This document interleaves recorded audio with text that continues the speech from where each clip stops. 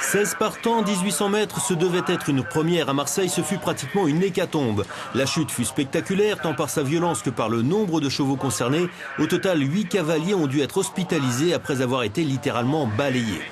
Un jockey s'est décalé de la corde vers l'extérieur.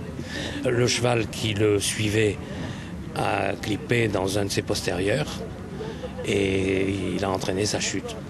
Et tous les concurrents qui étaient derrière, comme ils étaient assez groupés, sont tombés.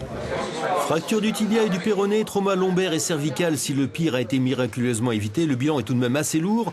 Pour Nicolas Perret, le premier jockey à être tombé, le drame était pourtant évitable. Mais là, ils ont mis une lisse en corde, qu'on n'a pas le droit normalement pour les réunions PMU.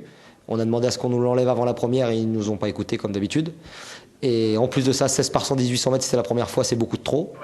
Le jockey qui a déclenché la chute a été déclaré fautif par les responsables et interdit de course pendant 2 semaines. Son cheval reçoit également une sanction. Les jockeys et les chevaux, eux, mettront plusieurs mois à guérir de leurs blessures. Reste à savoir si la faute fait partie des accidents inhérents à ce genre de course ou si il y a eu erreur dans l'organisation.